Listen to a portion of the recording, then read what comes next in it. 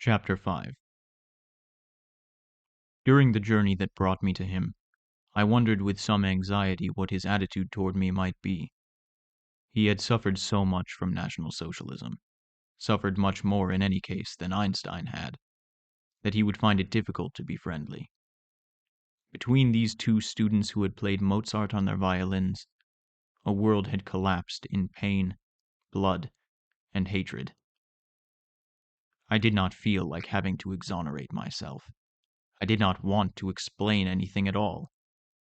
But I couldn't contemplate this interview without a certain anxiety. It is never cheerful to discover that life, with very little that one could have done about it, separated us from the ones we love. When I arrived in Los Alamos, Edward Teller came to meet me as if nothing had happened since we had last seen one another in Göttingen. His green-gray eyes looked at me amicably from under his bushy eyebrows. A strand of his hair, always poorly combed, streaked across his forehead. Time had carved deep wrinkles across his face. A large blue vein pulsated steadily along his right temple. Despite these marks of time, he still had his optimistic and communicative smile, this confidence in life that remained with him despite the tragedies that may have afflicted him. His clothes hadn't changed much either. He was wearing the same dark gray suit, a little tight, that he wore when seen running down the steps of the university with a large bundle of books under his arm. His striped tie, too, looked just like the ones we wore in Germany before the war. Without ostentation, he placed his hands on my shoulders. "I'm glad to see you again."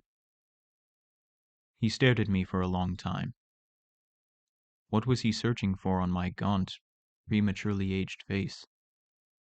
Marks of disgrace, or the traces of our lost youth? I didn't know. But with great warmth, he took a hold of my arm. "How are you doing?" he said. "I just learned of your presence in America. But first, may I ask about your wife? She's not—" "No," I replied. "Ida's not dead. She's in Leipzig now, working as a typist for an American service." "Will you bring her here?" "Bring her here? I don't think about it since I'm not even a master of my own person. How then can I command anyone else?" "Ta, ta, ta," he muttered. "All these offensive and idiotic measures won't last. Trust me, I'll arrange it as best I can. Would you care to have dinner with me this evening, Oppenheimer?" "You're very nice, Teller, but, again, I'm not the one in charge." "Okay, so would you like to be my prisoner?" he said with a kind smile. Not waiting for a reply, he continued. "Come, I will get you a room that will be yours temporarily. Then we'll see." When alone in a very bright room, furnished with a table, a bed, a rattan chair, a portrait of President Truman, a shelf with some books, and a vase with flowers, I could hardly believe that this wasn't all just a dream. That was how I found myself in Los Alamos. I knew what Los Alamos was, of course. The primary nuclear laboratory in the United States, situated in the mountains of New Mexico. The region is quite deserted. A sparse forest grows in a wilderness area where formerly only a few tribes of redskins, decimated by disease and alcohol, used to live. 20 years ago, Los Alamos was a small village dominated by one imposing building, a huge, gigantic high school of dimensions inversely proportional to the number of students attending it. I have never understood why the state government built such an imposing school in such a remote place. Perhaps it was necessary to see in it the expression of remorse for having made the race of natives disappear from this region. By this time, the Indians had long stopped tying whites to torture poles to conduct unnerving experiments on their skulls. To live, they had to make do with the meager wages allotted to them by film producers. This region, which was dominated by the bald peaks of the Sangre de Cristo Mountains, formed a wonderful natural setting for filmmakers. They came to film their cowboy and Indian movies and most of their so-called westerns. In 1930, a pale and thin young man pulled his dusty car in front of the wooden barracks used by the village notary as an office. After he introduced himself, he said that he had come to rent the Perro Caliente ranch located on the hill, at the foot of which Los Alamos was built. The contract was signed immediately, and the young man disappeared into a whirlwind of ochre dust. He passed like a local in no time at all. During the day, he explored the mountain on his horse, which he named Chico. Late at night, hunters returning from their expeditions could see the yellow light of a kerosene lamp illuminating the windows of his house. The most audacious would approach. There, they would see the stranger reading big books and giving himself strength by occasionally swallowing shots of alcohol, which he kept in a bottle wrapped in braided straw. He didn't speak to anyone, but when he went down to the village to stock up on dried meat, it was clear that fits of convulsive coughing shook him from time to time. One day, he disappeared as he had arrived. He told the post office that he was going to run some errands in Santa Fe, the capital of New Mexico. He was seen leaving, thin and stiff, on his red horse. Then he vanished.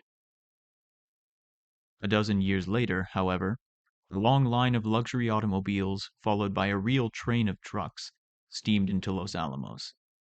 Uniformed officers and men in civilian clothes, all wearing glasses, emerged from them. In small groups, they approached the school. At the front was Perro Caliente's mysterious tenant, my homonym, the American scientist, Robert Oppenheimer. The American government had commissioned him to set up an atomic laboratory in a remote part of the country. He remembered this village, far from any important urban area, protected from the main lines of communication by the Sangre de Cristo, where he had once come for solitude and health cure. Back then, no one had heard of Los Alamos. Today, that name is on everyone's lips in the United States. The war raged in 1942, but it did not trouble the skies over New Mexico. The school was hastily requisitioned. The atomists unpacked their electron microscopes, centrifuges, and cyclotrons. Deep wells were dug into the yard so that radioactive isotopes could be buried. Classrooms were armor-plated. Windows were walled up. Authorities requisitioned houses within a radius of 1 kilometer. The Indians were turned away to the mountain. Some of them, with the dollars they had received as compensation, purchased used cars and practiced a nomadic but mechanized life, like the gypsies in Europe do.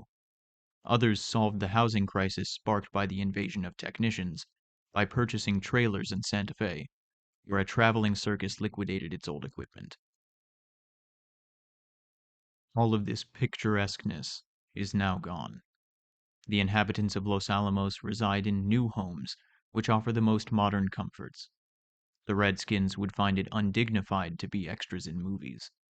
They are merchants who sell the finest products from all over the world in their air-conditioned shops. By a curious malice of fate, those who once lived on reservations constitute the only free community in Los Alamos. As for the Atomic Center staff, they live behind barbed wire, in prefabricated houses, or in old patched-up huts which were once occupied by the Indians. Teller, however, had a 5-room villa at his disposal. Despite its repairs, one could see that this building was once occupied by Redskins. In the scientist's dining room, 3 prints hung on the wall, 2 photographic portraits, those of Edward Teller's father and mother, and a color reproduction of the old Emperor of Austria, Franz Joseph, standing upright and in great splendor. Mitzi remained faithful to Hungarian cuisine. A black girl wearing a white lace girdle across her forehead, like the maids in France used to wear, brought us a smoking goulash that would have rivaled the ones from the best restaurants in Budapest. I sat to Mitzi's right.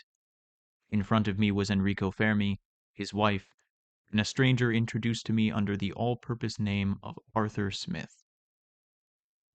Arthur Smith did not speak German, so we were obliged to speak in English.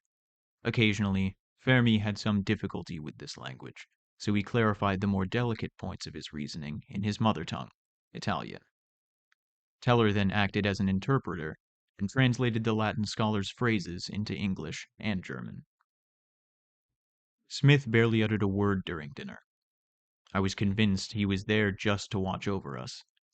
It was just as it had been in Innsbruck, Hamburg, and Peenemünde, where each scientist was followed like a faithful shadow by a Gestapo officer.